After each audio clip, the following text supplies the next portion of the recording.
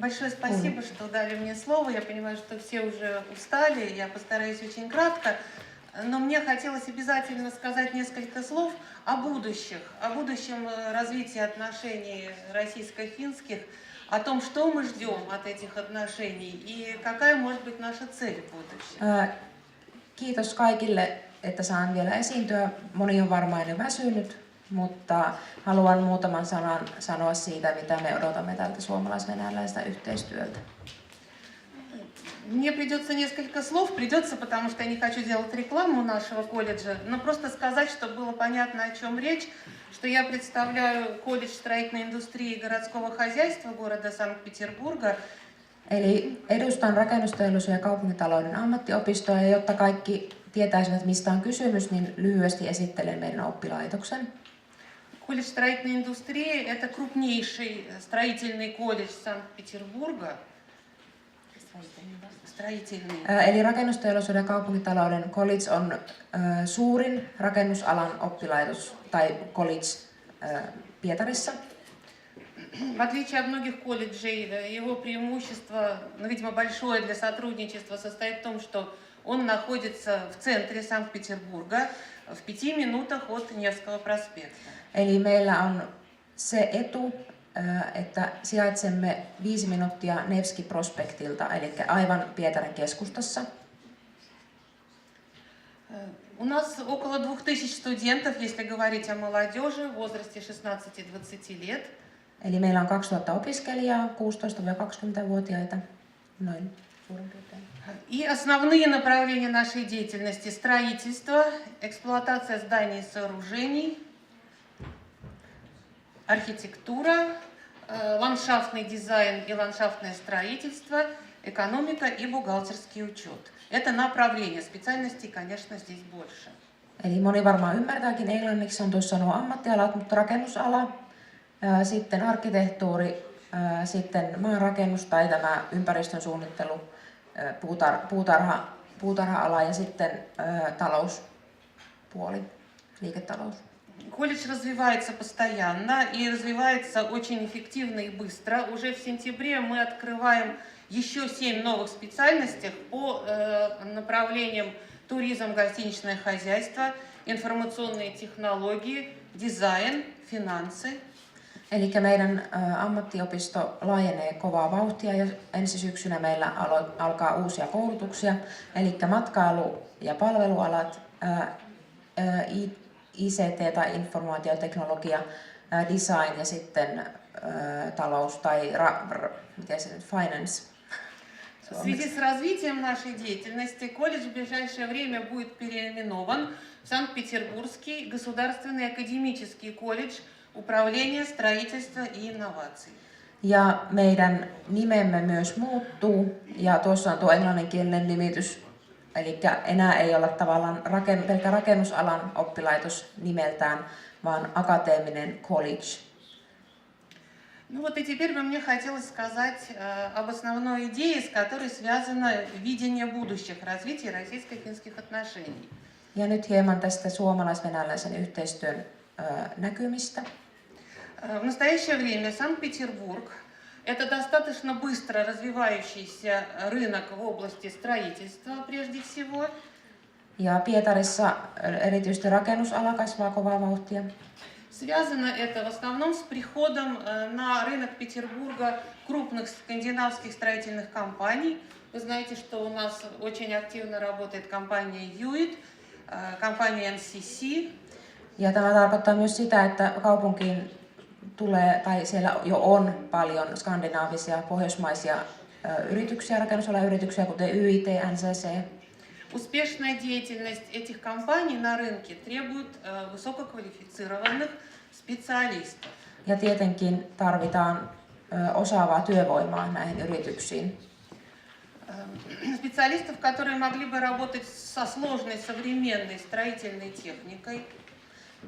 Ja ihmisiä, henkilöitä, ammattilaisia, jotka pystyvät toimimaan tai tekemään töitä nykyteknologialla, sen vaatimusten mukaan toimimaan. И уровень образования которых соответствовал бы международным образовательным стандартам. уровень образования наших выпускников должен соответствовать не только российским, но и международным образовательным стандартам. Ja koulutuksen taso ja sen täytyy myös vastata kansainvälisiä standardeja, ei pelkästään venäläisiä standardeja. Речь идет о том, что мы могли бы давать нашим выпускникам дипломы, которые признавались бы не только российскими, но и западными, в частности финскими работодателями. Eli olisi hienoa, että voitaisiin antaa meidän opiskelijoille ei pelkästään se venäläinen diplomi, todistus, vaan myös vaikkapa suomalainen tai eurooppalainen tämmöinen todistus siitä osaamisesta. В связи с этим у нас возникла идея, которую мне хотелось бы сегодня донести до вас, может быть, услышать вашу поддержку. Она пока это только идея, здесь, наверное, много будет вопросов, но вот кратко в чем она состоит. Ja sitten minulla on tämmöinen ehdotus. Aikaa ei ole paljon, mutta katsotaan, jos lyhyesti pystymme sen tässä käsittelemään. Идея создания на базе нашего колледжа, ну что-то вроде филиала финского колледжа в России, в Петербурге. Eli idea tällaisesta suomalaisen eli suomalaisen filiaalin tai osaston perustaminen sinne heidän oppilaitokseensa. Что мы можем предложить в поддержку этой идеи? Во-первых, классы достаточно хорошо технически оборудованные и мастерские для проведения практических занятий. Eli meillä on hyvät mahdollisuudet ja muun muassa juuri nämä luokkatilat, missä voidaan käytännön töitä ja käytännön opiskelua tehdä. Всевозможное оборудование достаточно высокого уровня. Ja meillä on kaikki mahdollinen kaiket siis varusteet ja työvälineet. Кроме того, проведение практических занятий как на базе нашего колледжа, так и на базе строительных компаний Санкт-Петербурга. Eli ei pelkästään voi sitten näitä töitä ja harjoittelua tehdä oppilaitoksessa, mutta on mahdollista tehdä niitä myös yrityksissä, tätä harjoittelua tai työssä oppimista. Вот здесь на фотографии это как раз студенты финских колледжей ЕСИДУ и САМИ на практике, организованной нашим колледжем в компании ЮИТ на Васильевском острове. Eli tässä kuvassa on nimenomaan SAMin ja ESEDUn talotekniikan opiskelijat YIT Kaverionin työmaalla tammi-helmikuussa tänä vuonna. Кроме того, поскольку если речь будет идти о филиале, то мы можем предложить квартиры, они расположены в здании нашего же колледжа, где могут размещаться приезжающие сюда для занятий со студентами финские преподаватели. Это вот фотография наших квартир, кухни, там, в общем, достаточно удобное размещение. Это в центре города. Ja se myös meillä on tarjota asumista, eli asuntoja meille tuleville opettajille ja opiskelijoille, ja nämä asunnot sijaitsevat ihan siinä keskustassa.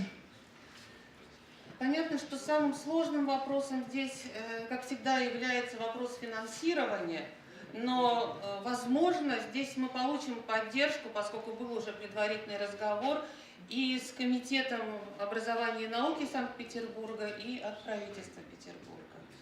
Tietysti rahoitus on aina se ongelma monella, niin meillä varmasti tietysti Suomessa, mutta heillä myös Venäjällä, mutta heillä on mahdollista myös saada tukea koulutuskomitealta tai tiedekomitealta sekä myös valtion taholta. Чтобы еще поддержать вот этот сложный финансовый вопрос, хочу сказать, что сейчас в Санкт-Петербурге в этом году активно очень работает международный российско-финский проект «Экопарк», в котором наш колледж является ассоциированным партнером. И как раз основная цель этого проекта – это создание инновационного строительного технопарка мирового уровня в Санкт-Петербурге.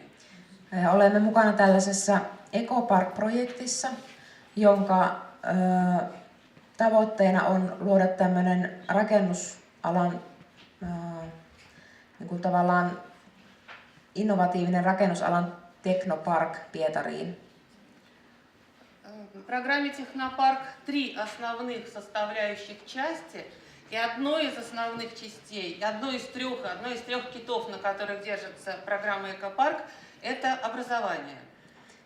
Ja yksi tämän Technoparkin tai mikä se on suomeksi? Teknopark.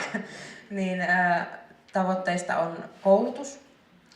Наш колледж лидер этой образовательной программы. И основная задача, которая поставлена перед нами правительством Петербурга и муниципалитетом города Хельсинки, поскольку это совместная программа, это как раз именно создание вот новых образовательных программ и новых возможностей для подготовки таких высококвалифицированных специалистов. Ja me vastaamme tästä uuden opetusohjelmien luomisesta ja olemme saaneet siis Pietarin hallinnosta ja Helsingin kaupungin hallinnolta tehtävän luoda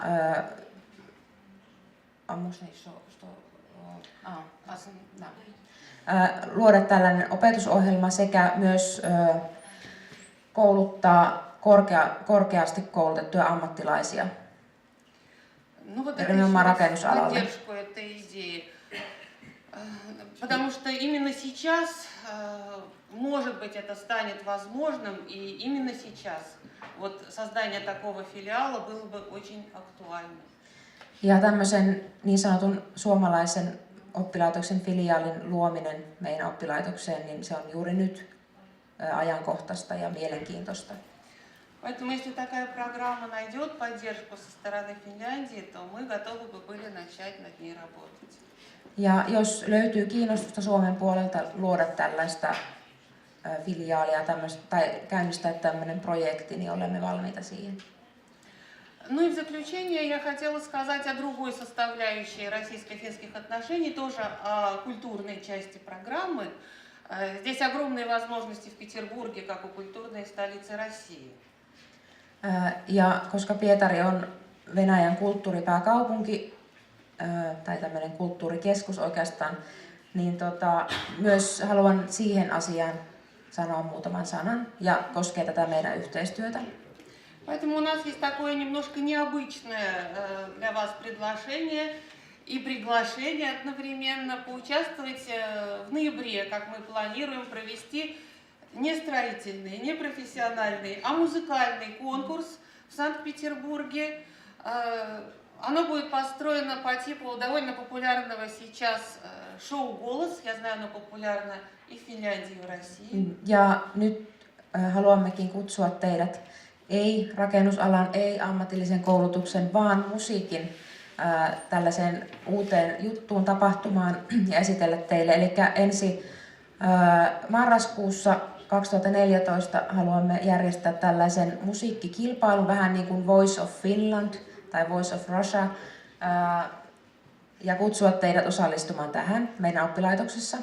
Конкурс будет проведен на высоком профессиональном уровне, поскольку жюри конкурса это будут профессора Петербургской консерватории и довольно популярные в России певцы. То есть все жанры песенного искусства приветствуются. Ja tämä tulee olemaan todella korkeatasoinen laulukilpailu, koska esimerkiksi tuomaristossa tulee olemaan Pietarin konservatoriosta ihmisiä ja myös sitten venäläisiä suosittuja laulajia. Мы хотим сделать такой конкурс популярным, ежегодным, и чтобы вот он, в общем-то, жил и существовал, и стал такой доброй традицией проведения музыкальных конкурсов в Петербурге. Haluamme tehdä tästä suositun, jokavuotisen ja tämmöisen toistuvan tradition tästä laulukilpailusta. Ну, это вот будет конкурс студентов профессиональных училищ, поэтому, пожалуйста, и российские, и финские учебные заведения мы всех приглашаем. У меня есть брошюры там с моими координатами, с удовольствием, пожалуйста, вам раздам и тоже буду стараться всех пригласить уже ближе к проведению. Ja tämä on nimenomaan kilpailu ammatillisten oppilaitosten opiskelijoille, niin kutsumme sekä suomalaiset että venäläiset osallistumaan tähän kilpailuun. Ja minulla on myös omat yhteystiedot ja meidän ammattioppilaitoksen esitteitä mukana, jos jotakuta jäi tämä kiinnostamaan, niin mielelläni kerron lisää. Все, спасибо большое, спасибо, что дали мне возможность уже в конце сказать пару слов. Kiitos paljon, että sain sanoa muutaman sanan tässä lopuksi.